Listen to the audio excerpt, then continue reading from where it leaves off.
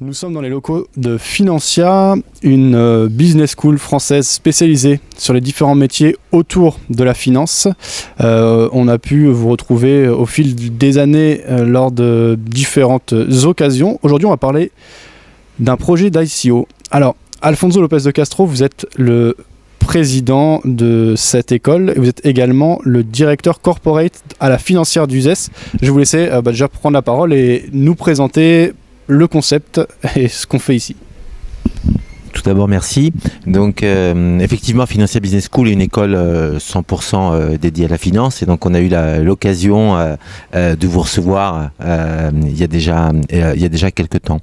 Naturellement, qui dit école 100% finance, une école qui est très proche du monde, je dirais, un peu de la blockchain, entre autres, des crypto-monnaies. Et on se veut proche des entreprises et des projets, de tout type de projets financiers. Chez Financia Business School, on a des professeurs qui sont très pragmatiques, qui sont en entreprise, qui est aussi mon cas, puisque je suis directeur du corporate, comme vous l'avez indiqué, la financière d'Uzès. Et donc, la financière d'Uzès accompagne des projets dans le cadre d'ICO. Voilà. Et donc, nous avons regardé énormément de projets. Et puis, Christophe, qui est à ma gauche, nous a présenté Simple. Et nous avons été séduit pour rentrer dans le détail un petit peu de qu'est-ce que Simple. Et donc nous l'accompagnons dans cette aventure incroyable qui est le lancement d'une ICO. Naturellement, avec Financia Business School, avec notre partenariat avec Simple, qu'est-ce qu'on a fait? C'est qu'on a monté un laboratoire et on utilise un petit peu aussi notre corps enseignant qui est très spécialisé, puisque depuis 2016 nous donnons des cours entre autres sur la blockchain, et puis nous faisons participer dans le cadre d'un laboratoire nos étudiants dans lequel nous envoyons au fur et à mesure la construction du projet, entre autres Simple. Donc Christophe est déjà venu présenter au second trimestre 2018 le projet Simple, voilà, et là nous sommes au stade plutôt du white paper dans lequel nous communiquons aux étudiants et nous prenons en compte leurs remarques. Parfait.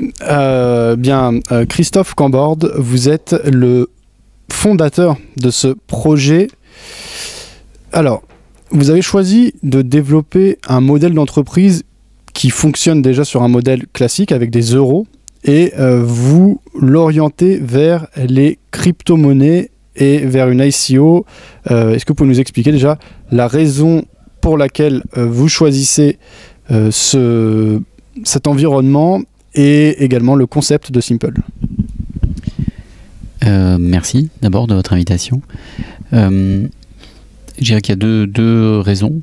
D'abord, fort de mon expérience, moi j'ai déjà entrepris par le passé dans des startups avec du financement en private equity, VC classique. Ça a des avantages, ça a aussi des inconvénients.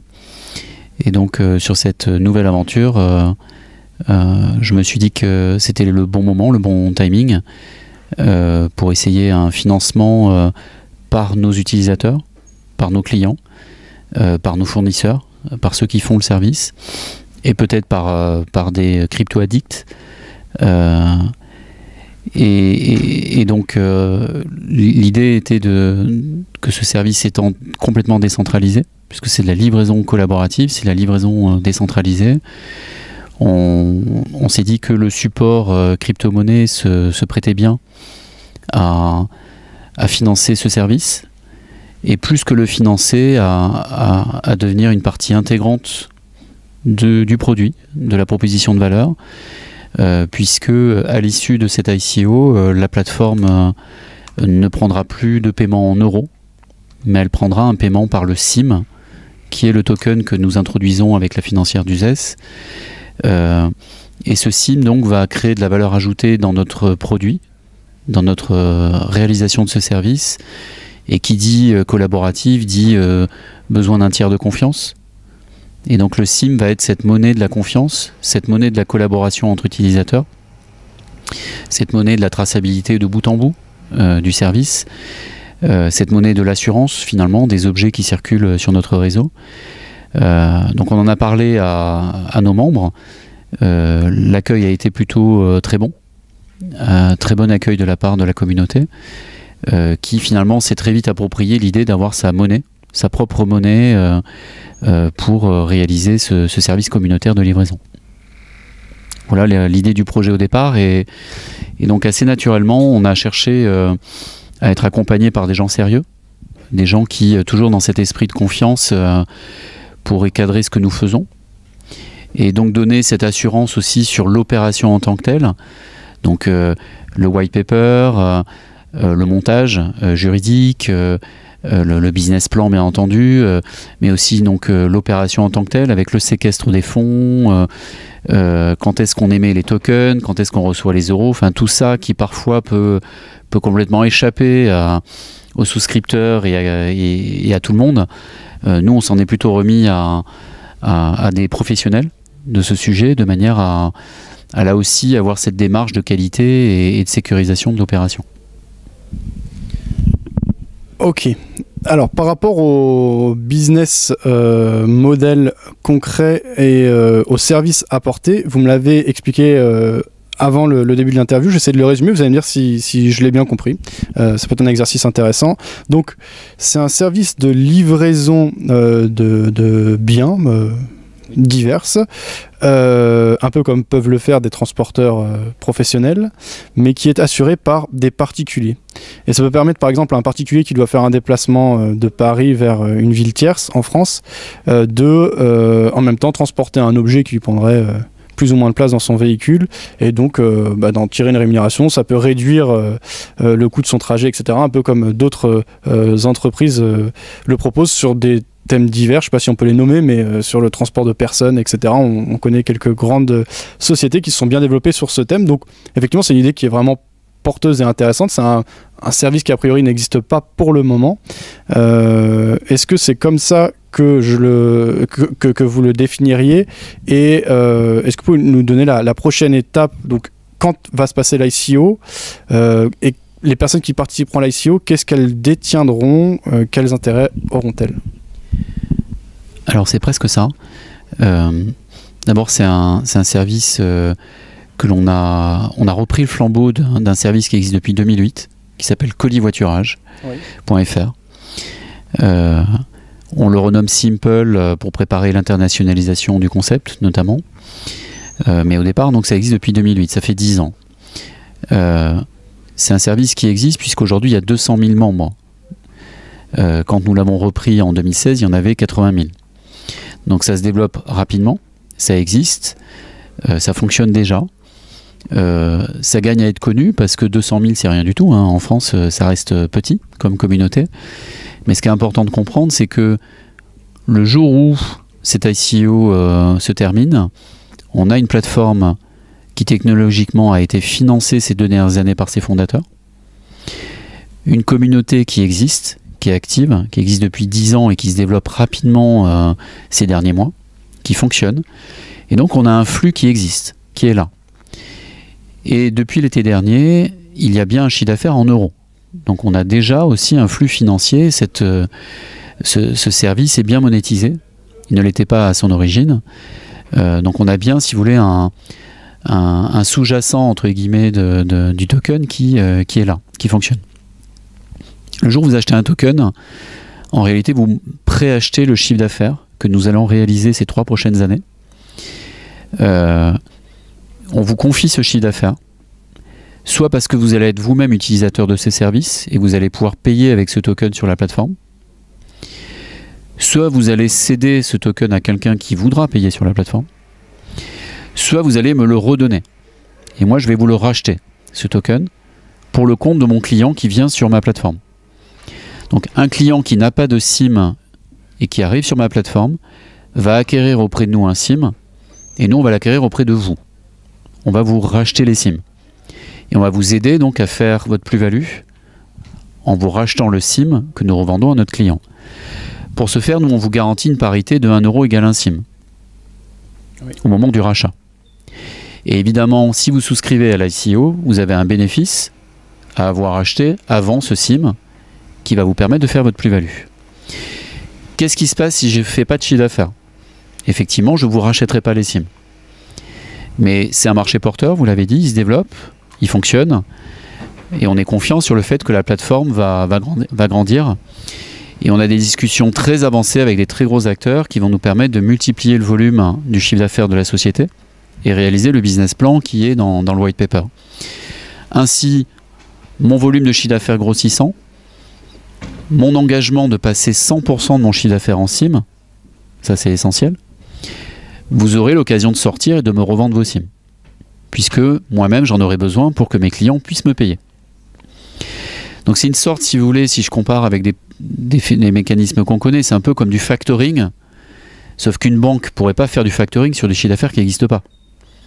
Donc là, c'est une sorte de factoring sur un chiffre d'affaires futur que vous allez me préacheter et que moi-même, je vais vous reprendre avec une plus-value pour vous. Ok, on comprend l'idée. Et est-ce que vous avez déjà défini des dates? Comment est-ce qu'on pourra y participer? Le principe d'une ICO, c'est d'être ouvert à tous, donc a priori professionnels ou particuliers pourront investir. Est-ce que ça sera uniquement via des crypto-monnaies ou on pourra investir des euros dans le projet? Alors, je vais prendre la partie sur les dates et je laisserai peut-être Uzès s'exprimer sur d'autres sujets.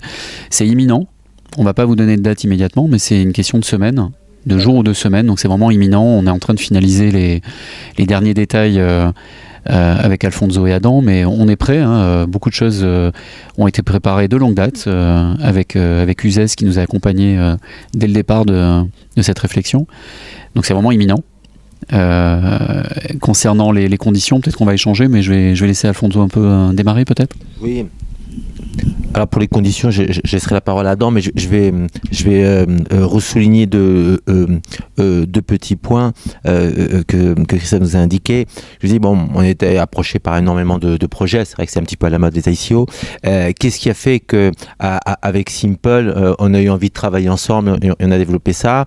C'est premièrement, c'est qu'on n'est pas dans le cadre d'une start-up en fait, où on va imaginer peut-être avoir un potentiel client. Donc on est basé sur une société historique, une communauté qui existe, une activité qui est là, qui est présente en fait. Donc il y a déjà des transports. En plus, on a eu des émissions de télé, la chose passée sur M6, sur FR3 et d'autres choses. Donc il y a une vraie activité, un vrai business qu'on a pu analyser, dans lequel nous avons fait entre autres les due diligence avant de s'engager, et dans lequel effectivement on croit beaucoup au développement du potentiel du chiffre d'affaires qui est déjà existant et de l'activité. Donc ça c'est vraiment un premier point. Le deuxième point, on a utilisé le terme transparence et je pense que c'est très important en termes de régulation. Elles sont en train d'arriver, la loi Pacte est en train de mettre en chose des places.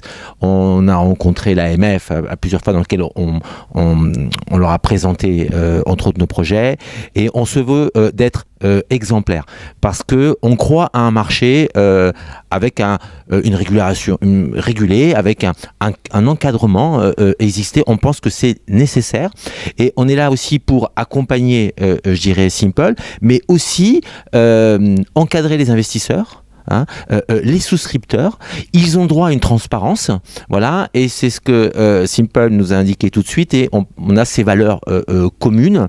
Donc effectivement, on a mis toute une série de choses en place qui jusqu'à maintenant n'existent pas, comme un compte de séquestre, comme effectivement nous sommes un tiers garant. Financière du ZES, c'est une entreprise qui est régulée.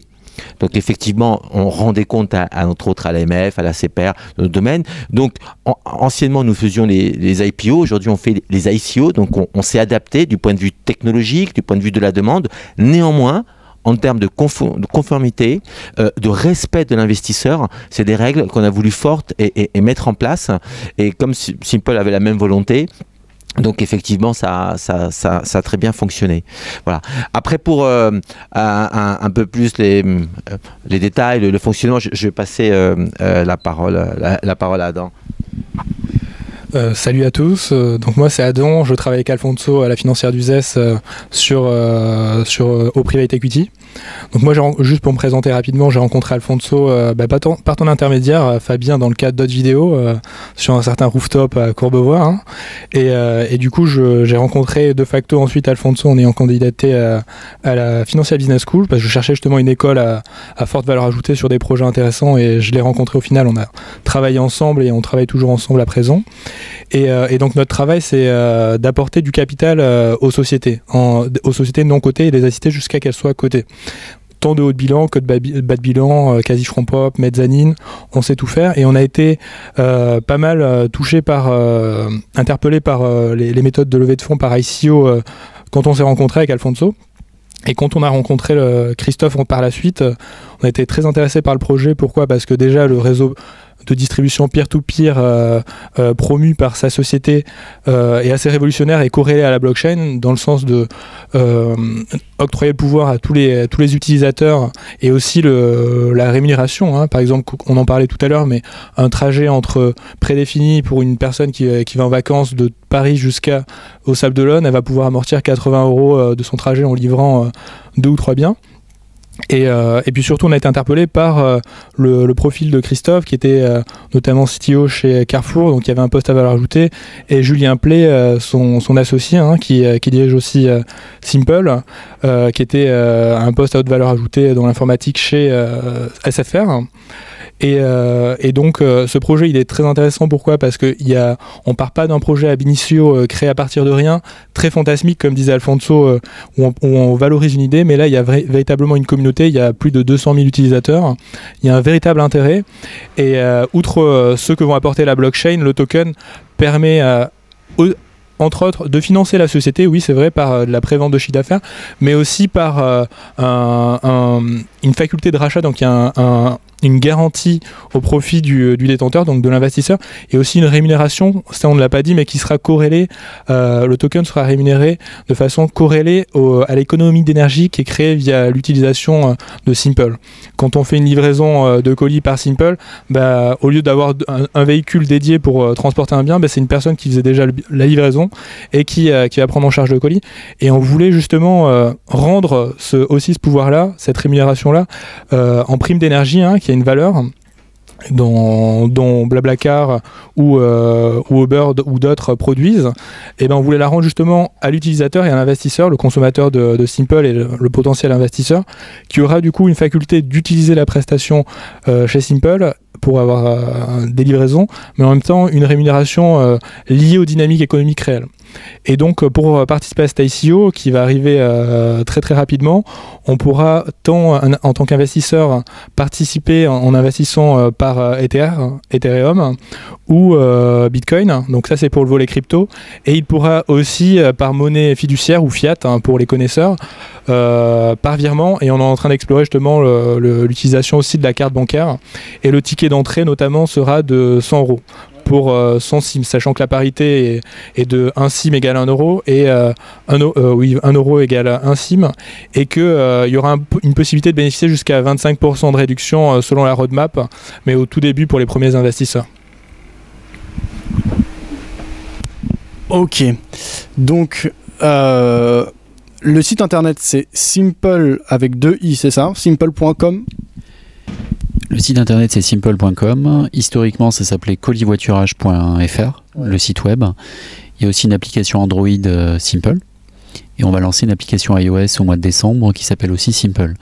Donc le service est en cours de migration de colisvoiturage historiquement vers Simple.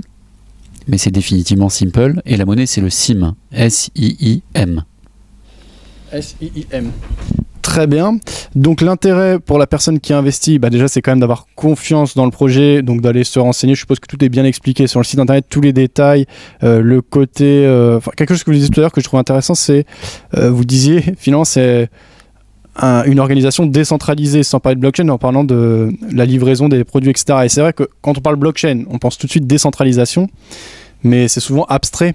Là, dans le concret, en fait, effectivement, on comprend que tout ça, c'est des échanges de services qui ne sont pas du tout centralisés, mais pourtant qui ont besoin d'une organisation, etc. Ils ne sont pas centralisés, mais ils sont organisés par nous. C'est-à-dire que ce n'est pas la jungle, hein. On a des règles dans cette communauté Simple. Il y a un contrat de confiance entre celui qui expédie un objet et celui qui le transporte. Ce contrat, justement, il est mis dans cette blockchain au moment où le deal se réalise. Donc quand je vous disais que tout à l'heure, avant qu'on filme, qu'il y avait quelque chose que je trouve intéressant de fongible entre le SIM et la livraison, c'est que le SIM qui sert à payer, il aura aussi une traçabilité. Il a une traçabilité dans notre système, dans cette blockchain, pour dire c'était quoi le deal de cette livraison, ça partait d'où, ça allait où, ça ressemble à quoi, c'est quel prix. Et il y a une traçabilité sur à l'arrivée, est-ce que c'est bien arrivé en l'état, à quelle heure, à quel endroit, qui l'a réceptionné. Et donc on sécurise vraiment ce transport d'objets par le système de paiement. Oui. Un peu, si vous voulez, comme quand vous allez au ski et vous payez avec votre carte bleue et vous avez une assurance. Ben là, c'est un peu pareil. Nous, l'assurance, elle a été fusionnée avec la monnaie, avec le SIM de votre trajet, ainsi que toute la traçabilité de tous les événements de ce trajet. Vous avez travaillé avec des assureurs Alors, on travaillait historiquement avec MMA. Ouais. Et on est en discussion avec MMA et d'autres assureurs pour justement, peut-être, pouvoir même adapter le tarif de l'assurance au deal, à chaque deal. Et comme dans la blockchain, on peut démontrer l'historique, si vous voulez, des incidents ou des non-incidents plutôt, parce qu'il y a très peu d'incidents en réalité dans le collaboratif, les assureurs avec cette blockchain vont pouvoir avoir une vision temps réel et assez parfaite finalement du niveau d'accident sur notre réseau, et ce corrélé à qui transporte. Donc, vous transportez, il y a très peu d'incidents, vous êtes bien noté, tout se passe bien avec vous, on sait qu'il y a très peu de risques d'incidents. Cette valeur-là, est-ce qu'on vous la rend à vous? Est-ce qu'on la garde? Est-ce qu'on la rend à celui qui expédie? On verra ça à l'avenir, mais en tout cas, on va savoir identifier cette valeur. Tout comme le disait Adam, la valeur en carbone économisé. Oui. Donc celle-là, on la mesure bien aussi, puisque un trajet qui était prévu et qui va transporter un objet, c'est un objet qui se transporte dans un véhicule qui devait se déplacer de toute façon, et donc c'est du carbone économisé. Ça, c'est bon pour la planète. Et grâce à cette crypto-monnaie, grâce à cette blockchain, on va nous pouvoir identifier cet actif, le faire circuler. Et le cas présent, on a décidé de le rendre justement aux détenteurs de la monnaie. Oui. Et donc de rémunérer celui qui détient un SIM et qui le conserve dans le temps, en ayant une quote-part des CO2 économisés sur notre réseau. Donc là, c'est quelque chose aussi d'intéressant. On ne pouvait pas le faire autrement qu'avec une crypto-monnaie, de pouvoir démontrer l'existence d'un actif, le proof of asset de ce green bond, de cette économie, la mesurer, la tracer et pouvoir la redistribuer auprès des détenteurs de notre monnaie. Ok, donc une valeur fixe, donc ce qu'on appelle les stablecoins, un peu sur ce modèle-là, enfin en tout cas, c'est-à-dire qu'on sait qu'un SIM vaudra 1 euro auprès de l'entreprise qui est responsable du projet. Donc l'idée là ici n'est pas de spéculer ou d'avoir une crypto-monnaie purement financière, mais c'est bien après ce qu'on appelle un utility token, donc un token qui a pour mission et pour objectif d'être utile dans un service concret. Et tout de même on peut, et quand on fait une ICO, on cherche à attirer des investisseurs, les investisseurs ils veulent du rendement, faire du rendement parce qu'au départ on va toucher les tokens à un meilleur prix, et ils seront rachetés plus cher plus tard par l'entreprise. C'est en tout cas le but. La rémunération liée par la suite Pardon. C'est exactement ça, donc un bonus dans l'utilisation de la prestation. Donc on sait que déjà pour l'investisseur il y a un attrait lié au bonus initial, sachant que la société s'engage et garantit en quelque sorte le cours selon la réalisation du chiffre d'affaires. Et puis aussi à la rémunération liée à l'économie d'énergie. Il faut pas le nier, mais aujourd'hui on est beaucoup à la recherche justement de projets friendly avec la planète, qui sont verts. Et en l'occurrence là, ça désengorge les autoroutes, ça diminue la pollution. Et donc cette prime d'énergie, on voulait vraiment la rendre, enfin en tout cas c'est ce que voulaient les fondateurs, la rendre à leurs consommateurs. Et donc ça serait aussi une forme de rémunération et un attrait pour rendre le token le plus sexy. L'objectif c'est vraiment de permettre à la société de se développer pour le bien de tous, et aussi notamment rendre une partie de ce droit à l'investisseur. Parfait. Je voudrais ouvrir donc pour plus d'infos, on va suivre avec intérêt donc votre évolution sur votre site simple.com, et je suppose sur les réseaux sociaux liés. Tout ça s'affichera sous la vidéo, et avec Alphonse sur Telegram. Ok, ouais. Sim Community, très bien. Et ben, on retrouvera tout ça. Si je veux élargir un peu le spectre et parler de la blockchain et du secteur des crypto-monnaies dans son ensemble, Alfonso Lopez de Castro, donc vous êtes responsable de cette école et vous touchez à beaucoup de choses chez Financia, tous les métiers autour de la finance de marché et la gestion de patrimoine, ça va même jusqu'à l'immobilier, bien sûr tous les métiers de la finance de marché, trading, vous faisiez notamment pas mal de partenariats et des concours avec Crescendo Trading, où vous avez retrouvé à plusieurs reprises, vous avez participé à des grands concours organisés par le CME à Chicago. Quel est votre point de vue de professionnel, on va dire averti et bien informé quant à la blockchain et aux crypto-monnaies qui sont quand même, en tout cas au niveau des principales crypto-monnaies, plutôt dans la tourmente en ce moment? On a des cours qui sont plutôt bas, on peine à retrouver de l'engouement, il y a peut-être une crise de confiance. Quel est votre point de vue, vous? Alors je trouve que c'est une opportunité, en fait. Il y aura, bon, c'est une phrase qu'on dit souvent, il y a un avant et un après blockchain. Je pense qu'il faut décorréler la technologie de la partie spéculation et sur l'évolution du cours. Il y a quelque chose qui m'a beaucoup inquiété lorsqu'on est arrivé effectivement aux 20 000 $ sur le Bitcoin, c'est que effectivement le chauffeur de taxi m'expliquait comment fallait ouvrir un compte, comment acheter, et donc c'est voilà, on a une Nabila, voilà, donc c'était assez magnifique, et c'est le signe effectivement d'une bulle à ce moment-là, et on l'a vu, c'est monté très vite, c'est redescendu aussi rapidement. Aujourd'hui, effectivement, je dirais un peu grand média, grand public, finalement on se rend compte, c'est un peu plus compliqué pour s'il faut trader sur les monnaies scripturales,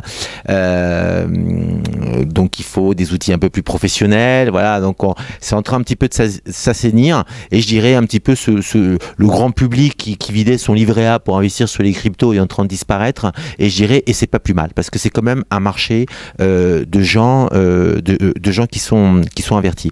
Donc je pense que c'est assez sain, qu'il y a une régulation qui vient, et donc c'est très bien. Et donc du coup, la presse reprend un petit peu effectivement qu'il y a un engouement peut-être un peu moins fort. C'est possible. Néanmoins, là on est en train de parler de blockchain et de technologie, et dans le cas de Simple, on se rend bien compte que quel que soit le cours entre autres des bitcoins ou quelques monnaies, ça ne change strictement rien, entre autres au projet qui est basé sur une réelle activité. Voilà. Et donc nous, sur ça, c'est ce qui nous intéresse sur ce point-là. Et c'est pour ça que dès septembre 2019, nous allons ouvrir un programme totalement dédié, entre autres, à la blockchain et au big data. Nous avons été une des écoles précurseurs dans ce sens-là, puisque pour vous dire, ça remonte quand même à 2016. Les premiers cours sur la blockchain, et à ce moment-là, personne, entre autres, en parlait. Mais la vocation d'une école, c'est de préparer les étudiants. On ne peut pas demain être cadre dirigeant, travailler dans une entreprise et ne pas savoir ce que c'est une ICO ou entre autres une blockchain. Voilà. Et donc nous croyons beaucoup au développement de ce marché grâce à sa technologie qui est une vraie révolution. C'est-à-dire que on pense qu'effectivement il y a eu l'Internet, quasiment une vingtaine d'années, qui a explosé, qui a révolutionné le monde. Et aujourd'hui, nous pensons très fortement que la blockchain est une révolution aussi forte. Rappelez-vous, il y a une vingtaine d'années, même les politiques et autres disaient l'Internet c'est pas pour moi, je préfère aller dans un magasin ou quoi que ce soit. On voit 20 ans plus tard, effectivement, ceux qui ont pris du retard sur l'Internet n'ont jamais rattrapé. Et c'est difficile. Je pense que nous sommes exactement au même stade de la blockchain. Nous sommes sur une technologie peut-être un peu jeune, donc qui va évoluer. On est un peu des précurseurs sur ces ICO, donc il y aura sûrement des choses à améliorer. Néanmoins, je prends l'exemple du transport. Je veux dire, c'est totalement incroyable les services que ça peut amener, et je pense que ceux qui ne se lanceront pas prendront un retard très, très, très difficile. Et ce qu'il faut savoir, c'est que la France est très en pointe sur la blockchain. Pourquoi ? Parce que On a des ingénieurs de qualité, des informaticiens, mais aussi des financiers. Bon, tout un écosystème très développé.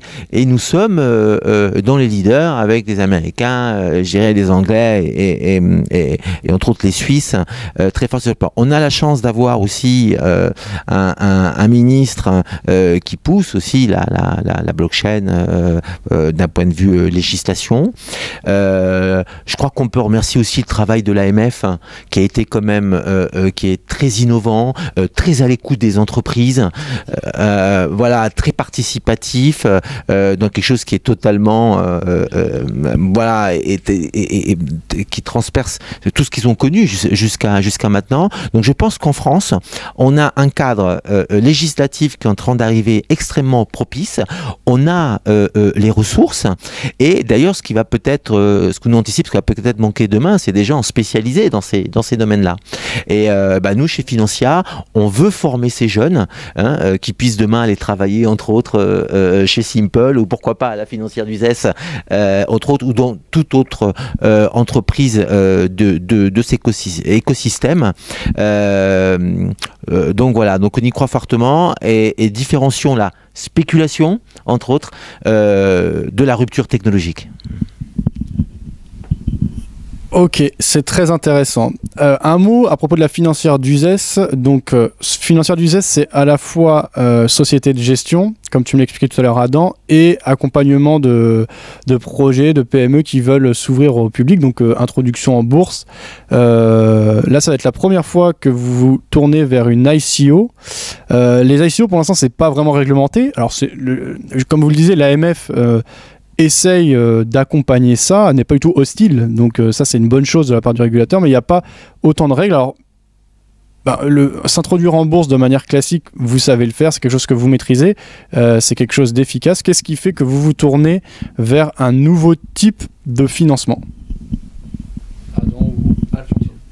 Bon, juste un petit mot pour la financière d'Uzès, une vieille maison, parce qu'on a quasiment plus de 200 ans, avec les changements de structure juridique. La dernière était ancien agent de change, hein, c'est comme ça qu'on appelait, donc on a une culture action, je dirais, traditionnelle, qui finalement n'est pas très loin des ICO, sauf qu'à l'époque, on n'avait pas cette technologie, entre autres, de décentraliser et d'apporter des services en plus, et qu'effectivement, on a créé une utilité token, donc on était vraiment dans l'idée de, non pas du service, mais dans la part sociale de l'entreprise, entre autres du capital. Mais si on se rend compte, il n'y a pas... en réalité, c'est assez proche. C'est à nous aussi d'évoluer. Hein. La bourse a évolué durant des années.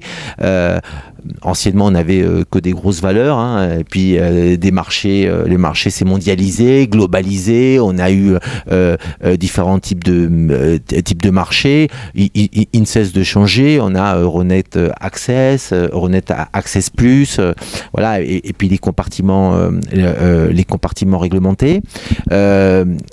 Ce que je dirais, c'est pas, il faut pas voir l'un contre l'autre, en fait, hein,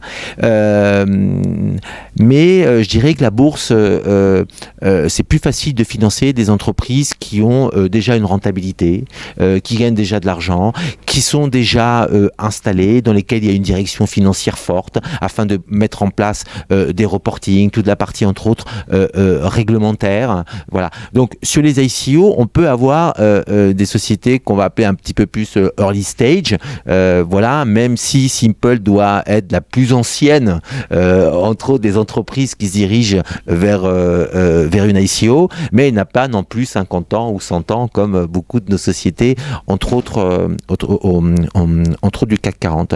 Donc pour nous, c'est une évolution qui nous a paru tout à fait normale, et on a même considéré qu'on avait énormément d'atouts. Tout simplement parce que, on va dire, dans le vieux monde, hein, dans les IPO, les introductions en bourse, il y a des choses très positives aussi à prendre. Je parle entre autres, effectivement, la défense, entre autres, de l'investisseur, la transparence, la communication. Voilà. Donc nous, on n'est pas persuadés qu'effectivement, que les ICO, c'est bien que ça soit totalement la jungle et chacun fait ce qu'il veut, parce que l'entreprise qui reçoit les fonds a un avantage, a une information que n'a pas entre autres le souscripteur, et sans règle, l'entreprise fait exactement ce qu'elle veut. Et je pense que pour qu'un marché soit efficient, il doit être au minimum organisé. Alors naturellement, il ne faut pas parler de règles, de contraintes qui pourraient empêcher tout ICO, mais tout simplement, on considère qu'un cadre est une bonne chose pour écarter aussi les projets un peu, entre autres, farfelus et protéger les investisseurs. Donc finalement, pour nous, ça ne change pas grand-chose, à part effectivement de se mettre à jour d'un point de vue technologique, de bien comprendre ce que ça peut, de ce que ça peut apporter, bien comprendre aussi les flux de capitaux, c'est quelque chose qui est très important, mais nous c'est notre métier à la base, voilà, en tant que société d'investissement. Et puis le fait d'être régulé, c'est quelque chose qui nous apparaît très important, puisque nous on se doit, quel que soit le secteur d'activité, de répondre aux autorités de tutelle, qui sont l'AMF, entre autres, qui sont la CPR, et nous pensons que c'est très important d'installer ça. Donc, on a tout de suite su que la financière d'usage, ou comme tout type de société régulée, avait une place à travailler dans ces domaines-là, si elle a les capacités d'être rapide, d'être à l'écoute de chefs d'entreprise, comme Christophe, voilà, mais qui vient aussi, ce qu'on aime son expérience, c'est le fait qu'il ait fait plusieurs levées de fonds déjà, historiquement, qu'il a mené 2 projets à bout avec succès, voilà. Donc, je ne pense pas que les ICO et la blockchain doivent faire table rase du passé, un peu la terre brûlée et commencer complètement à zéro. Bien au contraire, utilisons en France nos talents, nos managers, nos autorités de tutelle, nos réglementations, nos entreprises entre autres régulées. Utilisons tout ça pour que la blockchain devienne un succès et qu'on devienne un des leaders mondiaux sur ce point-là. Je ne sais pas si tu veux peut-être rajouter un mot là-dedans. Alors, juste pour ajouter un mot par rapport à ce que tu disais, Alfonso, nous, à la financière d'USES, en général, ça a toujours été notre cœur de métier d'aider les particuliers justement à avancer en termes de patrimoine au niveau asset manager, qui se distingue du trader qui, lui, va faire gagner de l'argent pour une banque. L'asset manager, lui, va le faire pour son client. Et puis surtout aussi, au niveau du private equity, de développer justement les sociétés qui ont un gros potentiel comme celle de Christophe. Et nous, on a l'habitude de recevoir, surtout en ce moment, plusieurs projets de financement, quelques-uns qui arrivent aussi en ICO, et celui-ci se distinguait clairement parce qu'il y avait déjà une communauté, il y a derrière des gens qui capitalisent sur une forte expérience et un vrai business model et un intérêt pour l'investisseur. Donc nous, à la financière d'USES, ça s'intègre directement. Et par rapport à ce que tu disais tout à l'heure, Fabien, à l'interrogation que tu as portée, Alfonso, le fait que le Bitcoin soit passé de 20K jusqu'à 6K à peu près maintenant, là on est, je crois, aux 10 ans du Bitcoin aujourd'hui, de Satoshi Nakamoto, qui date de fin octobre 2008, et depuis on se rend compte que ça s'installe petit à petit, qu'il y a de plus en plus d'acteurs sur le marché comme Coin Capital ou d'autres, qui arrivent, et des médias aussi. Il y en a qui sont partis, qui ont mal géré ce tournant-là. Je pense à Crypto Analyse ou d'autres qui ont un petit peu surfé sur... il y a des personnes qui ont essayé un petit peu de détourner l'intérêt de la blockchain. Or, il s'agit vraiment de trouver la véritable valeur qu'a une valeur mobilière de type cryptoactif pour justement donner de l'attrait à l'investisseur. Très bien, c'était un entretien intéressant. On suivra avec intérêt l'évolution de Simple. Pour les étudiants qui nous regardent, vous pouvez vous renseigner également sur Financia qui nous accueille aujourd'hui, les différents programmes qui sont proposés. Je vous remercie pour votre temps et je vous dis à bientôt. En tout cas, on suivra tout ça avec intérêt.